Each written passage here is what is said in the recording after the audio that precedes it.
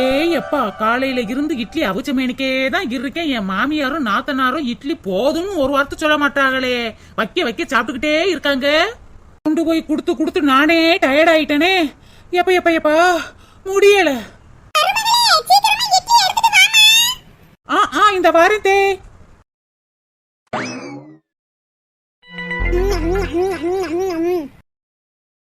இந்தாங்க இட்லி. வேற எதுவும் வேணுமா தே?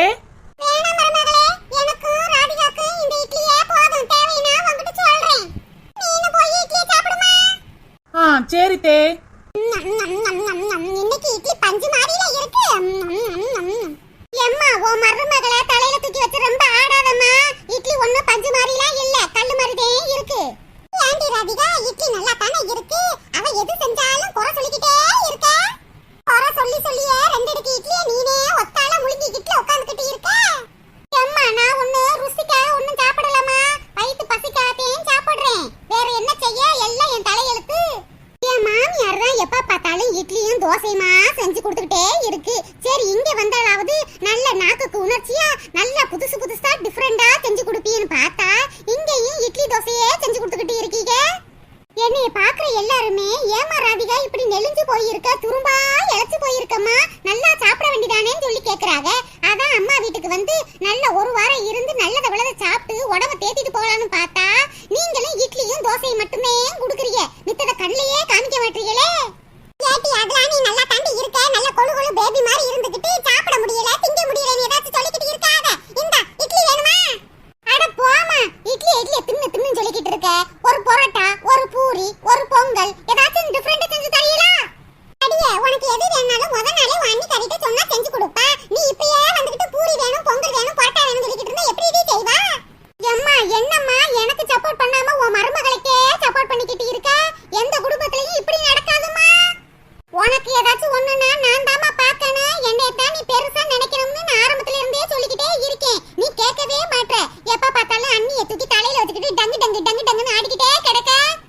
ஏமுட்டி ஏண்டி உன் அண்ணி மேல இம்புட்டு கோவம்? உனக்கு ஏதாச்சும் ஒண்ணுன்னா அவதான் செஞ்சு கொடுக்குறா, அவளையே இந்த கிளி கிளிக்கிறாளே. அம்மா இது என்ன இட்லியாம்மா? ஏண்டி ராதிகா உன் கண்ணு எதுவும் சரியில்லையா? அது பஞ்சு போல இட்லி தாண்டி. அது அப்படியே பிச்சு சட்னியில முக்கி சாப்பிட்டு பாருடி, அம்புட்டு ருசியா இருக்கு. எம்மா எனக்கு இது இட்லின்னா தெரியும், பிக்கவே முடியல, கல்லு மாதிரி இருக்குன்னு சொல்லிக்கிட்டு இருக்கேன், என்னமோ பஞ்சு மாதிரி இருக்குன்னு சொல்ற. இந்த இட்லியை தூக்கி எறிஞ்சா வீடே உடைஞ்சிரும் போல இருக்கு, அம்பிட்டு ஹார்டா இருக்குமா. அடியே ராதிகா ஏம்பிட்டி இப்படி பேசுற? என் மருமக ரேஸ் அரிசிலாம் போட்டு இட்லி சுட மாட்டாடி, கடை அரிசி வாங்கிட்டு வந்ததே இட்லிலாம் சுட்டு வைக்கிறா, அதே பஞ்சு மாதிரி இருக்கு. இதையே ஒன்னால பிச்சு திங்க முடியலையா? அப்ப குடுடி குடு, நான் சாப்பிடுறேன். அம்மா நான் என்ன சொன்னாலும் உன் மருமகளை நீ கண்டிக்கவே மாட்டேமா. உன் மருமகளுக்கு சப்போர்ட் பண்ணிக்கிட்டு இருக்க. அடியே என்ன டீ இந்த இட்லியவே குறை சொல்லிக்கிட்டு இருக்க?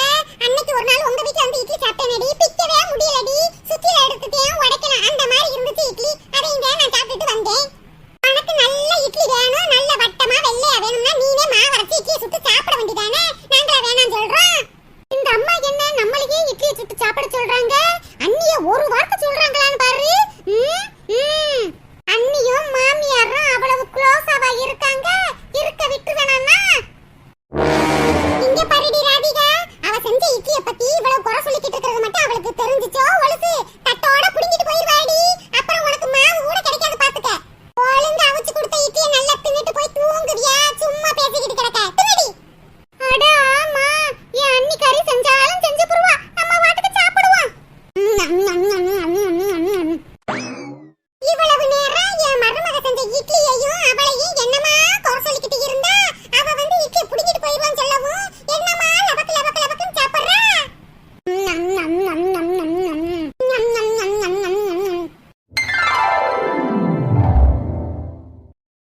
அடியே குமுறு பிடிச்சவளே, உனக்கு இட்லி சுட்டு கொடுக்கறதே பெருசு, இதுல என்ன குறை சொல்லிக்கிட்டு இருக்கா?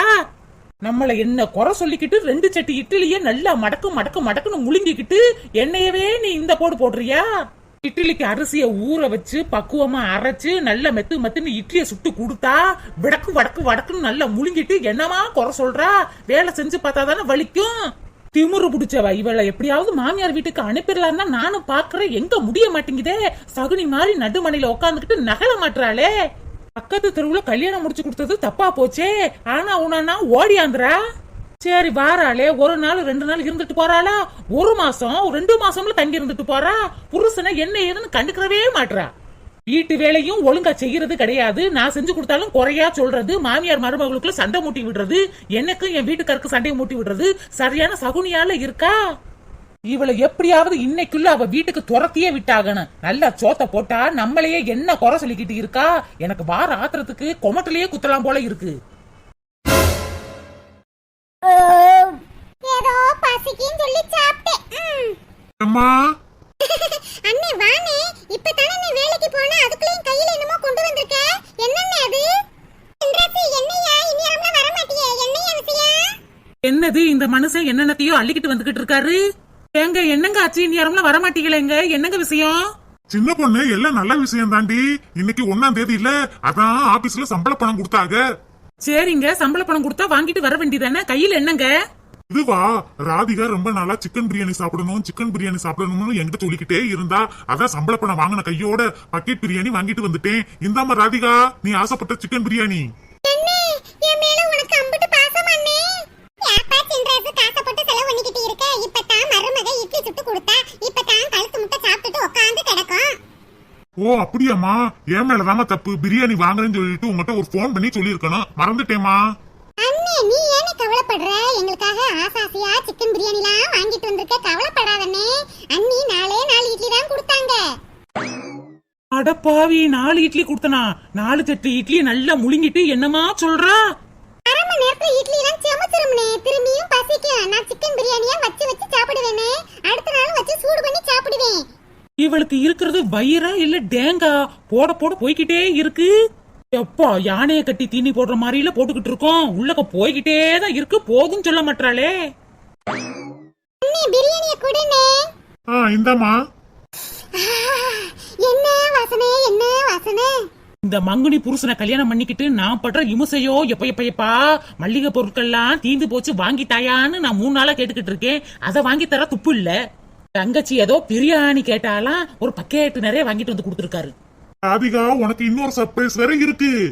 என்னது சர்ப்ரைஸா? என்னண்ணே? என்னது இன்னொரு சர்ப்ரைஸா? என்னத்த கொடுக்க போறாரு இந்த மனுஷனை வச்சுக்கிட்டு? நான் படுற இமுசையோ. அத்தாடி, தங்கச்சிக்கே எல்லாத்தையும் செய்வாரு. பொண்டாட்டி பத்தி அவருக்கு நினைப்பே இல்லையே. அட பாவி மனுஷா.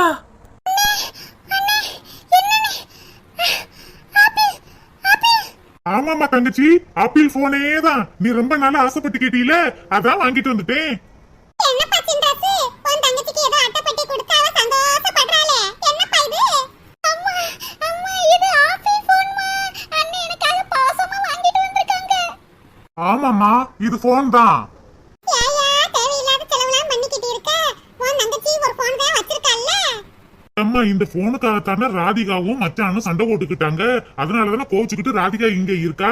அவளுக்காக தான் நான் வாங்கி கொடுத்தேன். அந்த தொப்பி மண்டையிட்ட எத்தனை நாளா எனக்கு ஆப்பிள் போன் வேணும், ஆப்பிள் போன் வேணும்னு கேட்டுக்கிட்டே இருந்தேன் தெரியுமா? பாத்தியாமா, அண்ணே நான் கேட்காமயே எனக்கு வாங்கி கொடுத்துட்டாங்க.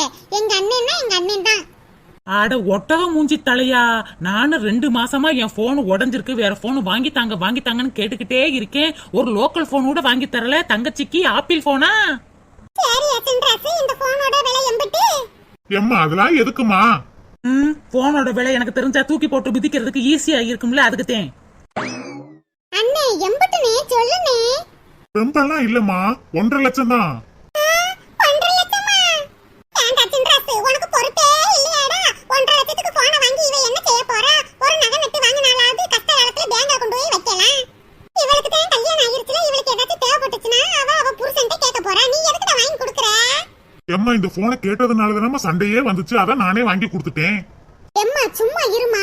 என் ஆசை அண்ணே, எனக்கு பிடிச்ச அண்ணே, நான் ஆசைப்பட்ட மாதிரி ஆப்பிள் போன் வாங்கி கொடுத்துருக்காங்க. உனக்கு என்னம்மா? அடியே, அதுக்குன்னு 1.5 லட்சத்துக்கு அடி போனே? அட போமா, எப்ப பார்த்தாலும் உனக்கு காசு தான் தெரியும். அண்ணன் தங்கச்சி பாசம் உனக்கு தெரியாதுமா. பேசுவடி பேசுவ. ஓசியில ஆப்பிள் போன் கிடைச்சிருக்குல, பேச மாட்டே. இங்க பாருல சின்ராசு, நம்ம குடும்ப சூழ்நிலை அறிஞ்சதே எல்லாம் செய்ய முடியும்ல. இனிமே என்கிட்ட கேட்காம எதுவும் நீ வாங்கி தர கூடாது. அட போமா. சரிம்மா, கோவப்படாதீங்கம்மா. தங்கச்சிக்கு தானே வாங்கி கொடுத்தேன்.